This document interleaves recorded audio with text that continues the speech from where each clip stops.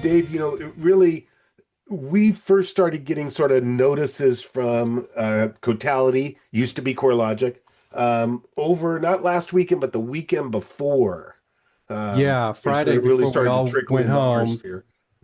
Yeah, yeah. And so Cotality, CoreLogic, that's the vendor who gives us Matrix. They give us Realist. They give us MLS Touch. They give us the Prospect CRM. So they're a pretty big vendor. They're they one of the largest vendors in the MLS space. And on Friday that week, they called us and they said, "Hey, you've got a problem. You've got a handful of, it's a small number actually, but a small number of subscribers who they've had a breach. And so so CoreLogic said we need to turn those subscribers off. What was happening is bad actors were using those subscribers' passwords. So they had their passwords and they were logging into our system as that subscriber, going into Matrix, and then using Matrix to send thousands upon thousands of phishing emails. And you may wonder, how could you do that? Well, you all have seen the way that Matrix works, where you say you're working with a client, potential buyer, and you see, oh, 123 Main Street just came on the market. I'm going to send this one listing to them. So they're not necessarily in a safe search. They're not doing any automated emails, but they bring up 123 Main Street. They type in the address where it's the email address where it's going to go to, and there's a little blurb you can put at the top where you would have said something along the lines of, "Hey, Mark, 123 Main Street just came on the market. I think it's a great thing. We should take a look at it. Tell me what you think." And then, boom, you send it out to that person who you've put the email address in for. Well, they were scripting that so they could do that thousands upon thousands upon thousands of times. Instead of saying, "Hey, Mark, look at 123 Main Street," they would say, "Hey, Mark, your Netflix account is having problems. Here's a link to click on to go fix it." And they were sending these out in multiple different languages. So they weren't just attacking people in the US, but all different countries. And CoreLogic needed to shut that down right away. They shut down there was first just 3 people that were doing it. They were doing it through. And then by Saturday morning, more, after we shut the first 3 down, shut the next ones down, and then more came on. And so apparently this bad actor had a whole book of our subscribers and their actual passwords. And as we shut them down, they just went to the next ones in their list. And we're doing that. The reason Cotality took this as seriously as they did and asked us to reset all the passwords was because they needed to protect Matrix. Protect it from who? Protect it from being shut down from Gmail, Yahoo, whatever your favorite email service is. All those email services like Gmail, like Yahoo, have protection. What they're doing is they're looking at where all these phishing emails coming from. If they start to see a source that's sending out thousands of emails, they shut it down. If they shut down Matrix, then everybody else who's doing a legitimate safe search email out to their client those emails wouldn't go out either. And it would be very difficult for Cotality to go convince Google and Yahoo that it was safe and for them to turn back on. So there's a process that they go through, and all of the MLS providers take it very seriously and try to not get caught as a source of those. So we had to reset everybody's password, and that was a pain. It was a pain for us. We're in the system every day too, so we feel the same pain as everybody else. But let's step back and ask ourselves, how did so many people have um, their password into the MLS exposed? And Dave, Well, just for clarity, this was throughout the United States. This was all users. of the Cotality Matrix product. It wasn't just MLS It listing. wasn't just MLS listings. That's correct, Mark. It wasn't MLS, just MLS listings. And there was an article on Inman. It was also the Flex MLS systems, which some MLSs use as well. So how did somebody get these passwords? Well, it turns out there's a fair number of people out there who have a password, and it's the same password that they use for everything.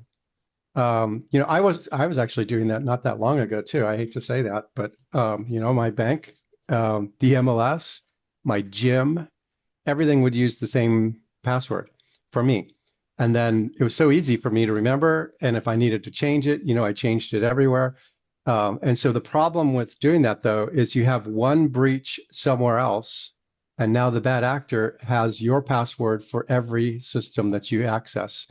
And so there was some articles in the news last month in June. Several billion records were found on the web with people's emails and their passwords. And so the bad actors had access to these and they were able to get in. So we needed to have all the passwords reset. And the messaging out to everybody is, hey, please don't use the same password. There's password hygiene has evolved, and you really should use different passwords or variations of passwords, but please don't use the same one. You can imagine if this bad actor was able to get into your email and you're having email with a buyer talking about a transaction, that's a recipe for disaster in the wire fraud arena. You can imagine if you have the same password that you log into your brokerage system, into your back office transaction management system, that's a recipe for disaster. So the MLS, there was nothing really exposed. There was no data to expose through the MLS from these individuals that were able to get in that way, but they were able to do all of these phishing emails, and that's why the whole thing got escalated and then shut down pretty quickly. And Dave, is the other thing, as we were and Cotality were shutting, trying to get to that bad actor, that bad actor or many were moving around the globe at the same time to add complexity to the whole issue. They were. Good point. I forgot about that, Mark. Yeah, so they were coming in. We can see where they're coming in from, and I forgot which country it was. It wasn't Tunisia was the origin. Tunisia. Yeah, was the origin. So originally they were coming in from Tunisia, and so then we were actually able to shut down all traffic coming into our system from Tunisia, and then boom, it pops up with another country. And then we shut down the traffic from that country, and then boom, it came in from Germany and then some others. So we have the ability to shut down traffic coming in from different geographies, but that really wasn't helping as much. So what we really needed to do was to have all of the passwords reset. We took a different approach too. I don't know how much time I should spend on this topic, Mark, but we took a little bit different approach than the other MLSs. The other MLSs followed the directions from Cotality. Cotality said, reset everybody's passwords before the end of the day. And then you can imagine if you're a large MLS with over 100,000 subscribers and you reset everybody's passwords at once, and people have questions, there's no way that their customer support people can keep up with those calls. What we ended up doing is I told Cotality, we'll reset them all, but it's going to take us a few days. And then what our engineers did was they went through resetting the most most risky ones, because we could actually see those lists of emails that have been exposed or compromised. Now we compared them to all of your emails and then said, oh my gosh, we've got like 1,000 people whose emails have been exposed or compromised. We reset those first. And then went down through a list of, 1,000, couple thousand at a time, watched the phone queue, tried to keep the phone queues as manageable as we could. Yes, there were people that were dropping some of the calls and not getting in, but we tried to meter that over about a week. As opposed to do it by the end of the day, which is what Cotality told everybody to do. So I apologize. There were people that couldn't get into us but we were trying to monitor those phone queues as close as we could and only reset people, 1,000 or a couple thousand at a time. So, Dave, the key takeaway for this topic is certainly password hygiene. It's building a strong password, but a password you can easily remember. It doesn't need to be, hieroglyphic in nature. It could be a passphrase, a sentence with a symbol at the end. But key thing, don't use the same password for everything you do.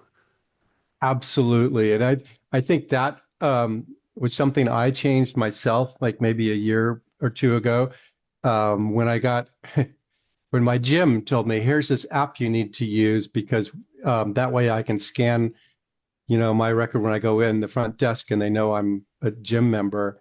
And I had the same password for the gym as I did for my bank.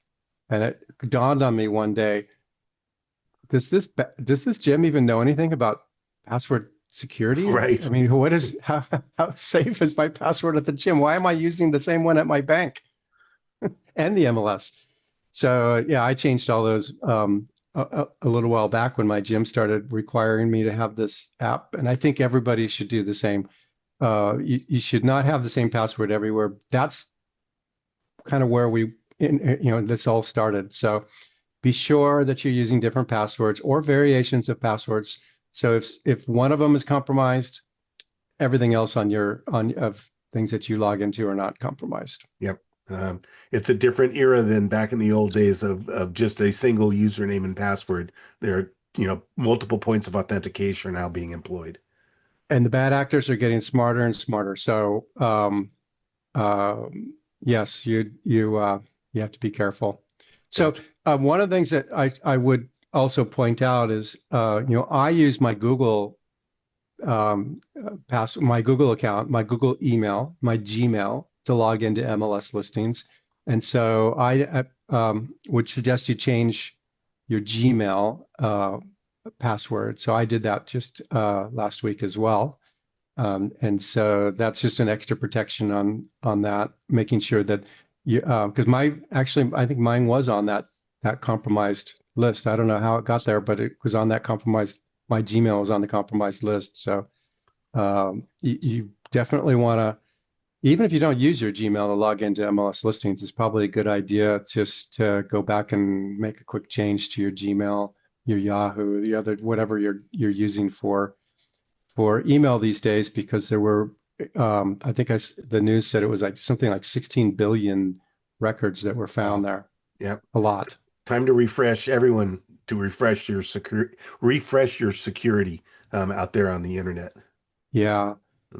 So again, we're really sorry we had to go through that. I mean, it wasn't something that the MLS was compromised on. It wasn't something that was security related to us.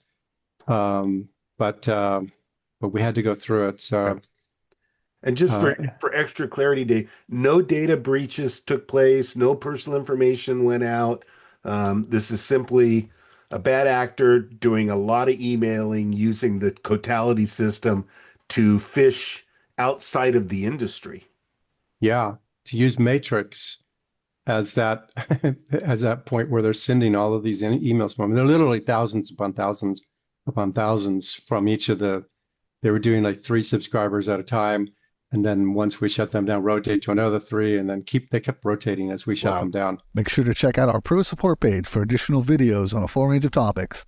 And don't forget to click that subscribe button on our MLS Listings YouTube page.